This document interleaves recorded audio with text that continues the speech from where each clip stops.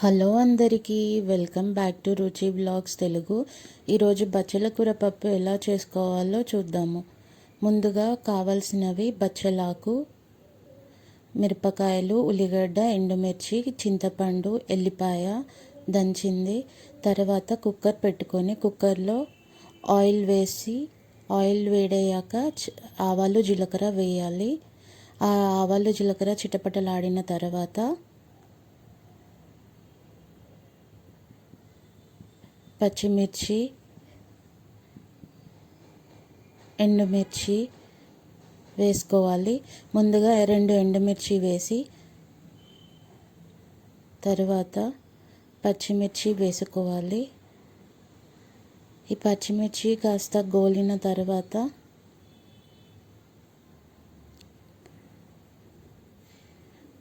పచ్చిమిర్చి గోలే వరకు చూడాలి. తర్వాత ఆనియన్స్ వేసుకోవాలి. ఇప్పుడు పచ్చిమిర్చి గోలాయి తర్వాత ఆనియన్స్ వేసుకోవాలి. ఈ ఆనియన్స్ కూడా కాసేపు గోలించాలి. కాస్త ట్రాన్స్పరెన్సీ అయ్యే వరకు గోలించాక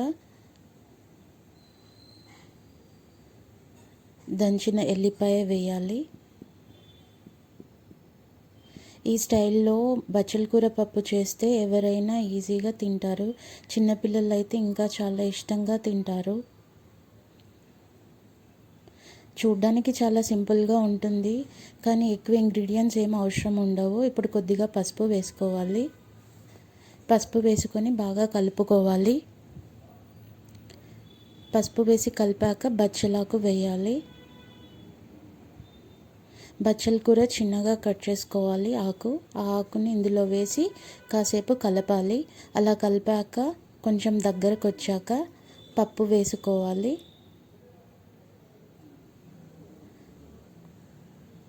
ఇప్పుడు బచ్చల కూరని ఆకుని కాసేపు మగ్గనివ్వాలి. దాని తర్వాత 1 గ్లాస్ పప్పు వేసుకోవాలి.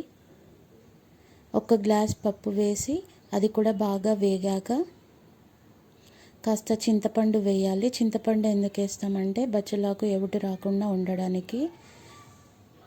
మామూలుగా కొంతమంది చింతపండు నీళ్ళు వేస్తారు, కానీ నేను ఇలా చింతపండు రెక్క వేస్తాను. దీనివల్ల ఈ రెక్క కుక్కర్లో ఉడకడం వల్ల పులుపు అనేది బాగా పడుతుంది.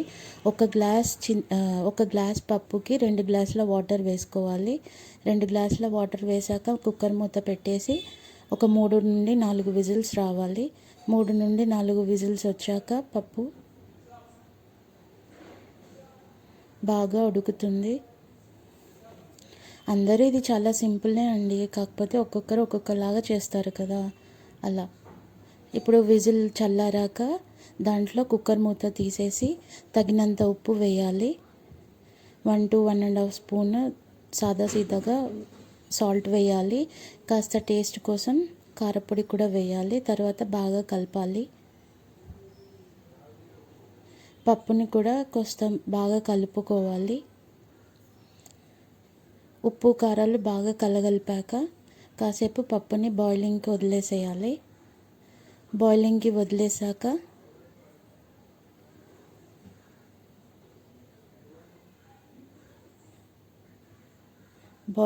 వదిలేసాక స్టవ్ ఆఫ్ చేసుకొని తర్వాత వేరే బౌల్లోకి ట్రాన్స్ఫర్ చేసుకోవాలి. యమ్మీ పప్పు రెడీ అయిపోయింది. ఇప్పుడు స్టవ్ ఆఫ్ చేశాక రెడీ అయిన పప్పుని ఇంకొక బౌల్లోకి ట్రాన్స్ఫర్ చేసి సర్వ్ చేసుకోవడమే. ఇది చాలా యమ్మీగా ఉంటుందండి. ఒకసారి మీరు అందరూ ట్రై చేయండి. నచ్చితే లైక్, షేర్ అండ్ సబ్స్క్రైబ్ అండి.